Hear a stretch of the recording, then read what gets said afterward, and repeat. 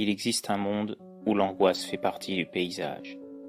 Un monde où chacun de vos pas vous entraîne toujours plus loin, dans la terreur et l'indicible. Un monde où les créatures les plus inimaginables et les psychopathes les plus cruels sévissent en toute liberté. Un monde où il n'y a aucune règle, aucune loi pour vous empêcher de plonger dans l'horreur la plus totale. Ce monde n'est pas si éloigné du nôtre, et il n'appartient qu'à vous d'en franchir les frontières. Alors, si vous aimez avoir peur, n'hésitez plus. Franchissez le portail et venez écouter les histoires de l'autre monde. Projet Crystal Soldier. Cela faisait déjà plus d'une semaine que Vladimir était parti aux USA, afin de, selon ses dires, renforcer ses connaissances sur les sirènes. Une phrase à plusieurs sens. Au vu des documents que j'avais vus dans son bureau et dont il ignorait ma petite visite, je savais que je n'étais pour lui rien de plus qu'un sujet à étudier, au même titre que les fameuses sirènes qui étaient évoquées dans le dossier. J'ai eu l'occasion de retourner dans son bureau, celui-ci n'étant pas fermé à clé. J'ignorais si cela faisait partie de son stratagème pour espérer me donner confiance en lui en me laissant sciemment découvrir ses objectifs, ou s'il était trop confiant en son autorité sur moi, conscient sans doute de ma relative naïveté, mais le fait est que j'avais pu voir plus en détail ce qu'il projetait de faire vis-à-vis des sirènes, de moi, et d'une autre créature nommée le dévoreur de cœur. Celle-ci semblait assez proche de ce que j'étais, mais à un autre niveau. Le dévoreur était seul, face à un monde qu'il ne comprenait qu'en partie. Nous différions sur plusieurs points, mais lui aussi avait une part humaine en lui, le différenciant des véritables monstres qu'étaient Krista et son peuple. Cette reine sortie de nulle part des océans un jour, et qui avait fini par asservir le pays qui se vantait d'être le plus puissant au monde. Il y avait une certaine ironie dans tout ça.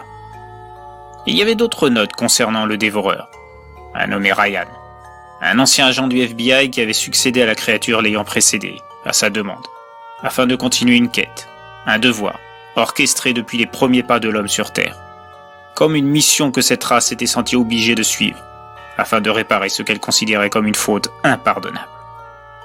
Une race de chasseurs venant d'une planète située au-delà de la galaxie d'Andromède. Un endroit encore inconnu par la science des hommes. Sur cette planète, ceux que les premiers hommes ont désignés sous le nom de dévoreurs appartenaient à une race nommée les Xénoptiens.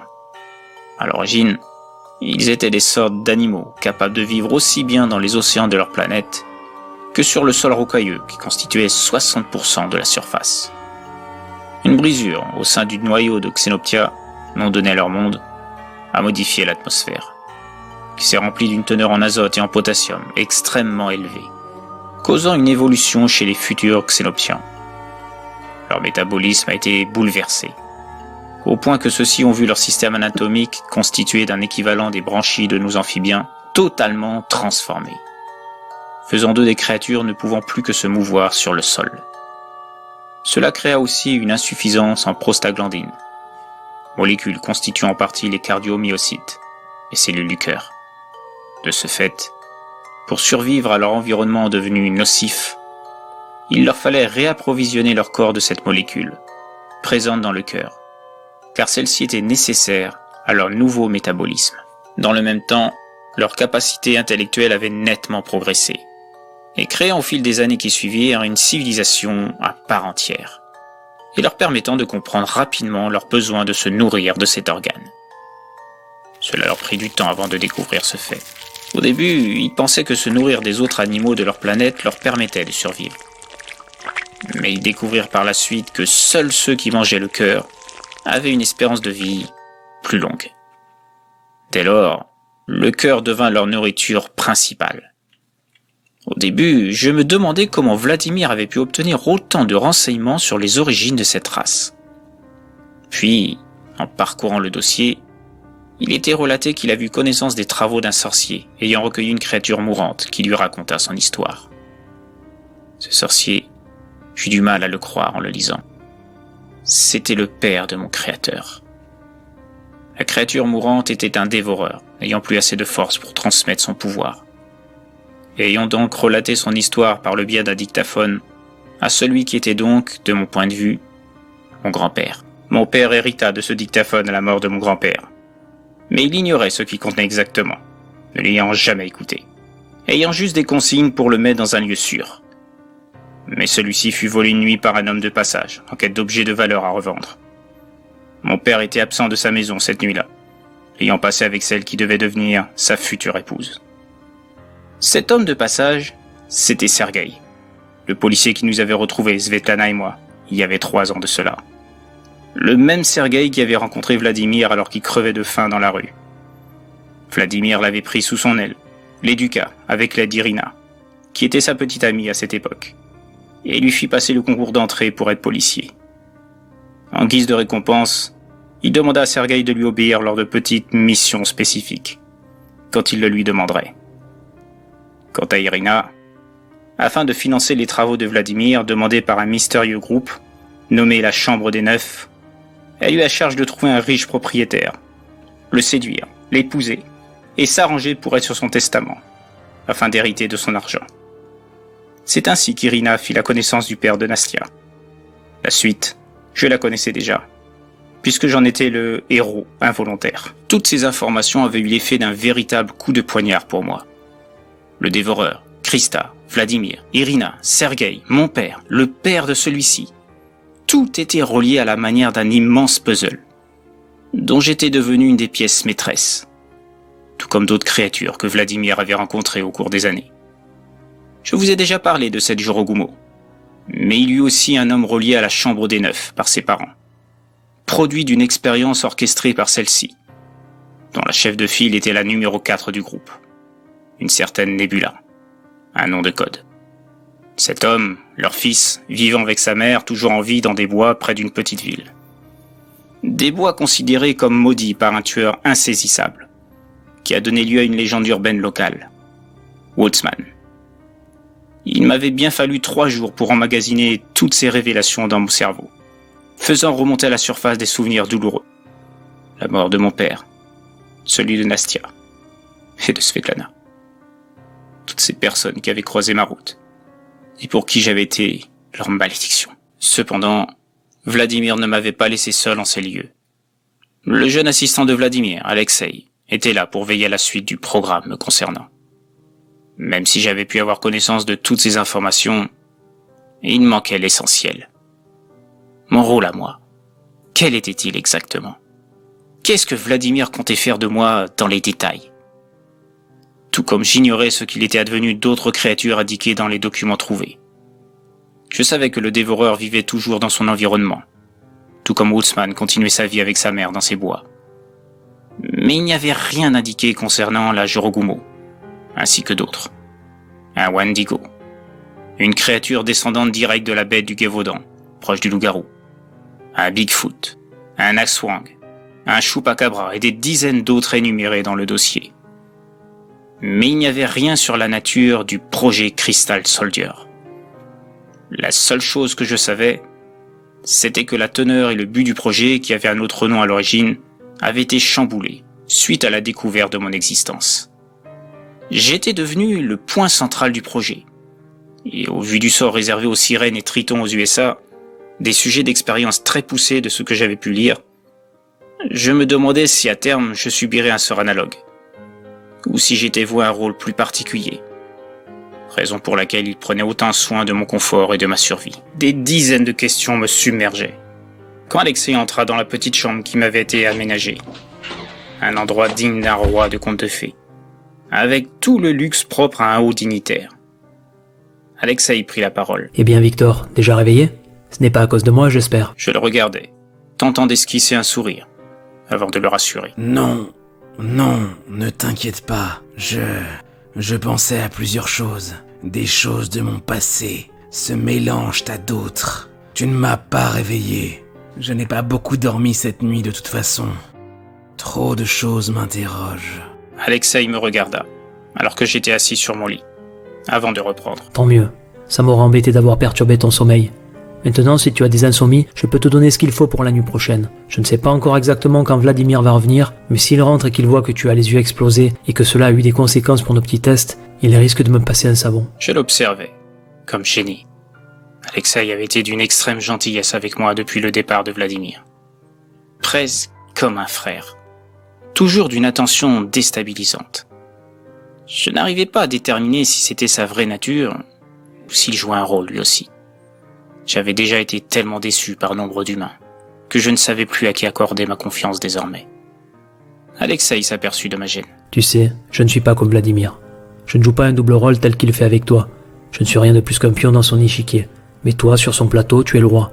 Et en tant que pion, je me dois d'obéir à tous tes caprices, à partir du moment que ça t'aide à te sentir mieux. Même si je te demande de sortir du labo? Alexei fit un grand sourire à ces mots. Je ne sais pas pourquoi, mais je savais que tu allais me demander ça. Je te comprends, tu sais. Enfermé ici tous les jours, ça doit pas être drôle. Même pour quelqu'un comme toi. Sentant qu'il avait peut-être dit des paroles blessantes, il reprit. Oh, excuse-moi. Je ne voulais pas dire ça. Tu n'es pas... Un monstre?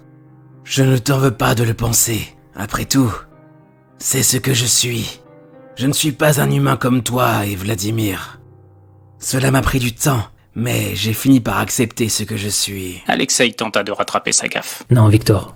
Tu n'es pas un monstre. Tu es un miracle de la nature. Et je t'assure que je suis sincère. Et je n'oublierai jamais ce que tu as fait pour Nastia. Je le regardais, comme ne semblant pas totalement comprendre ses propos. Nastia? Que sais-tu à son sujet? Pourquoi me parles-tu d'elle? Sentant qu'il avait touché une corde sensible, Alexei reprit. Ah, excuse-moi encore une fois. J'ai réveillé des souvenirs pénibles, et j'en suis désolé. Mais Nastia... Alexei semblait reprendre son souffle, fermant les yeux, comme si l'évocation de Nastia était aussi douloureuse pour lui que pour moi. Victor, je dois t'avouer une chose. Vladimir m'a dit certaines choses sur toi, et sur ton rapport avec Nastia. Mais ce qu'il ne sait pas, c'est que j'ai pu découvrir qu'il m'avait menti sur toute la ligne la concernant. Je t'en parlerai, mais à un autre moment. Tu découvriras que Vladimir n'est pas le sauveur que tu crois. Ça, je le sais déjà. Je sais que c'est un menteur. Il m'a fait croire des choses. Et j'ai découvert que tout n'était que pur mensonge. J'en viens à me demander s'il a vraiment tenté de sauver Svetlana, comme il le prétend. S'il ne l'a pas sacrifiée tout simplement, dans le seul but de me ramener à la vie. Car pour lui, j'étais plus important pour ses projets que Svetlana. Je crois qu'on aura pas mal de choses à se dire bientôt. Sur Svetlana. Et sur Nastia aussi. Pour le reste, quelque chose me dit que tu en sais déjà beaucoup. Mais pour l'instant, on va faire nos petits tests habituels. Laissant un temps d'arrêt, comme pour réfléchir, Alexei reprit ensuite. Et après ça, si tu veux, on fera un petit tour dehors dans le parc. Je pense que tu mérites bien ça. Ce sera ton petit cadeau pour être le plus sympa des monstres que je connaisse. J'acquiesçais de la tête, tout en me levant, et le suivant vers la salle des tests, marchant le long de ces murs blancs qui étaient désormais mon nouveau foyer. Pour combien de temps? Je l'ignorais. J'aurais très bien pu profiter de l'absence de Vladimir et m'enfuir après m'être débarrassé d'Alexei. Mais pour aller où? Errer à nouveau sans but dans ce monde qui ne me comprenait pas? Je ne trouverais pas toujours des gens qui m'accepteraient tel que je suis. Des gens comme Nastia et Svetlana étaient des exceptions.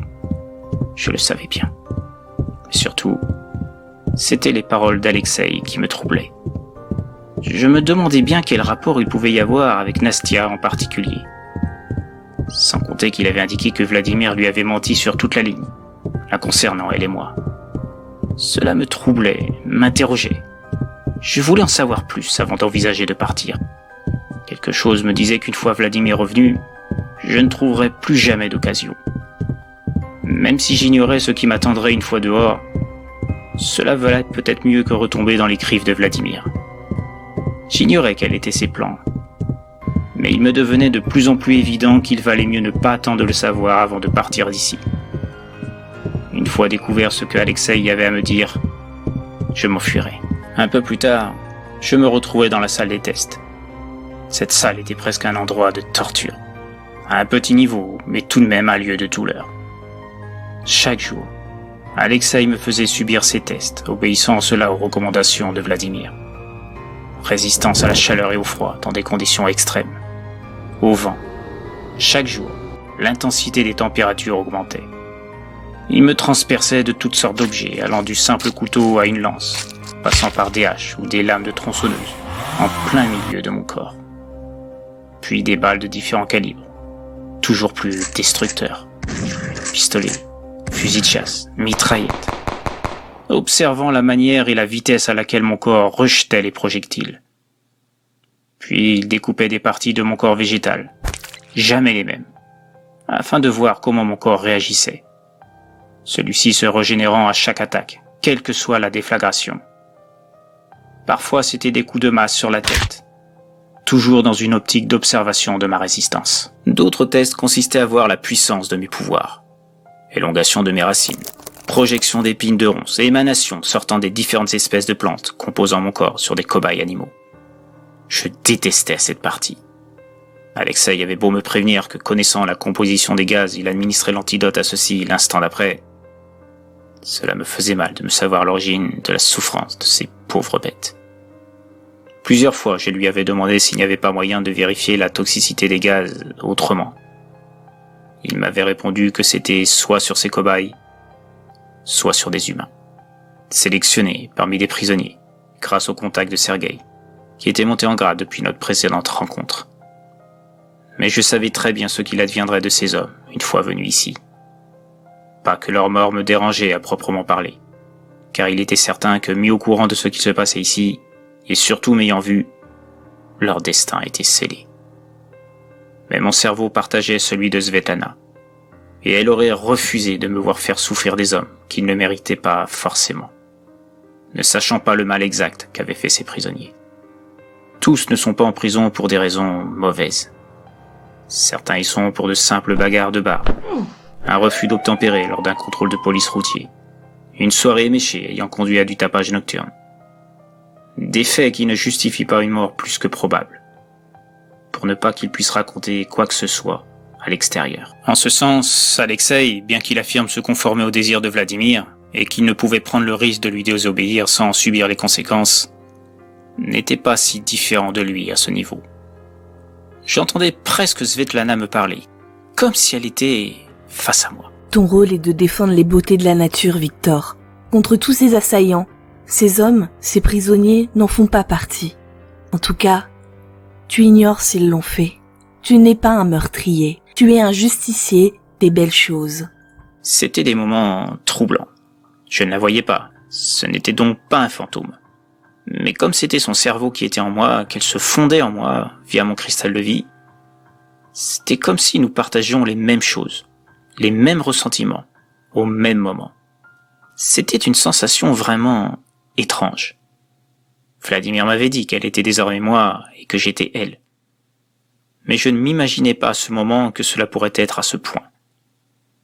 Parfois, je l'entendais fredonner une chanson que je ne connaissais pas. Je l'entendais rire quand je trébuchais dans ma chambre, pour n'avoir pas vu un emballage mis au sol, vestige d'un repas apporté par Alexei. Et moi, je lui répondais « Pourquoi ris-tu ? Ce n'est pas drôle. J'aurais pu me faire très mal, tu sais. » Et je l'entendais alors me répondre, tout en riant de nouveau. Comment un grand gaillard comme toi pourrait avoir mal ? En plus, je te signale que tu es une plante un peu spéciale, dotée de mon cerveau. Mais une plante quand même. Depuis quand les plantes ressentent de la douleur en tombant ? Et moi, je riais de ma stupidité, avec elle, comme si elle n'avait jamais disparu. Comme si elle ne m'avait jamais donné ce cerveau qui est en moi. C'était ce que les humains appellent la folie. Possible. En tout cas, cela me permettait de converser avec Svetlana, à un certain niveau. Et j'aimais beaucoup ces moments privilégiés avec elle, même si elle n'était plus là, physiquement. Au même instant, Alexei m'indiqua que les tests étaient finis pour aujourd'hui, et que, comme promis, il allait me faire sortir un petit moment hors du labo. Je dois avouer que j'étais assez impatient de revoir la lumière du soleil, sentir l'herbe sous mes pieds, entendre les conversations des arbres, des feuilles, ce langage si particulier qui m'avait tant manqué. Je suivais Alexei jusqu'au dehors. Sur le coup, la lumière m'éblouit un peu. Normal. Mes yeux n'avaient pas été en contact avec elle depuis si longtemps. Le spectacle qui s'offrait à moi était magnifique. Ses couleurs, ses senteurs. Je pensais ne jamais revoir tout ça. Alexei me laissa profiter de ce moment de plaisir quelques instants. Puis il vint s'installer à côté de moi, alors que je m'étais assis au milieu d'un parterre de fleurs. Victor, je ne vais pas te faire attendre plus longtemps. Je sais que tu te demandes quelle est ma relation avec Nastia, alors je vais tout te dire. Je te demanderai juste de ne pas m'interrompre pendant que je relate toute l'histoire. Oui, je te promets de t'écouter jusqu'au bout. Je t'écoute. Alexei m'expliqua alors qu'il était l'oncle de Nastia, en plus d'être son parrain. Il y a 3 ans, il s'était étonné de ne plus avoir de nouvelles d'elle pendant plusieurs jours, alors qu'elle le faisait régulièrement, sachant qu'il s'inquiétait de la savoir vivre avec cette harpie d'Irina. tel qu'il l'a désigné. Il savait qu'Irina n'en avait qu'à l'argent de son frère, le père de Nastia. Alors, quand ce dernier est mort, il a craint pour elle, connaissant le contrat particulier que sa mère avait mis en place. Il savait qu'Irina avait de fortes chances d'être à l'origine de la mort de son frère, mais il ne pouvait pas le prouver. Nastia l'appelait donc souvent pour lui prouver qu'elle était toujours en vie. Quand elle n'a plus donné signe de vie, il s'est donc rendu au village, craignant le pire. Sur place, il est tombé sur Sergueï, occupé à enterrer les corps des cadavres, dont Irina. Étant muni d'un pistolet, il a profité de la surprise de Sergueï pour lui arracher des aveux. Ce dernier lui a confirmé la mort de sa nièce et filleule, que celle-ci avait déjà été enterrée plus loin, sur une colline. Sergueï lui a alors indiqué que c'était moi qui avais tué Nastia, et qu'Irina avait tenté de s'interposer, mais que je l'avais tuée aussi. Et aussi que, mon forfait accompli, je m'étais enfui. Sergueï précisa que c'était lui qui avait enterré Nastia sur la colline, car il savait par Vladimir, l'ancien petit ami d'Irina, qu'elle aimait beaucoup se rendre sur cette colline. Que c'était Irina qui l'avait dit à Vladimir, avec qui elle était toujours en contact, malgré leur séparation. Alexei apprit plus tard que tout était un énorme mensonge, destiné à le lancer sur mes traces. Sergueï l'avait lancé volontairement sur une fausse direction, pour être sûr qu'il me ne trouverait pas avant lui. Ayant appris par Vladimir, dont Sergueï avait fourni le numéro de téléphone à Alexei à sa demande, que le meurtrier responsable du massacre du village avait été tué, il s'était senti soulagé sur le coup. Alors que Vladimir, ayant eu vent des connaissances en sciences d'Alexei, lui a proposé de devenir son assistant. Une manière pour lui d'honorer la mémoire de Nastia, selon les dires de Vladimir, maître en manipulation. En fait, il s'était rendu compte que cette proposition était surtout une manière pour lui de le surveiller et vérifier qu'il ne chercherait pas à en savoir plus. Quand j'ai été ramené à la vie, Alexei a eu l'envie de me détruire, dès que Vladimir aurait le dos tourné, pour venger la mort de Nastia. Malgré les indications de Vladimir que ce n'était plus vraiment le meurtrier de sa nièce, mais un autre totalement différent. Un autre mensonge, évidemment, comme il allait s'en apercevoir par la suite. Mais avant de découvrir la vérité, Alexei ne démordait pas de venger Nastia en me détruisant. C'est lors du départ de Vladimir, celui-ci étant persuadé qu'Alexei avait réfréné ses désirs de vengeance, qu'il a tout découvert. Il est tombé sur les mêmes dossiers que j'ai lus, et a compris que Sergueï et Vladimir l'avaient embobiné de manière magistrale. En cherchant plus en profondeur dans le bureau de Vladimir, il a pu avoir accès à son coffre. Cela lui prit 2 jours, mais il parvint à trouver la combinaison. Là, il trouva un journal tenu par Vladimir, que celui-ci tenait chaque jour, et relatant le fait que c'était Irina qui avait tué Nastia, et que je n'étais pour rien dans son meurtre. Qu'au contraire, j'avais vengé la mort de Nastia en tuant Irina et ses complices, et que c'était moi qui avais creusé la sépulture de sa nièce. Dès lors, Alexei s'est juré de tuer Vladimir, le jugeant responsable de tout ça, après avoir appris son rôle dans la relation d'Irina et du père de Nastia. Il a fait mine de ne rien savoir de ses découvertes, tout en prenant part aux tests à mon encontre.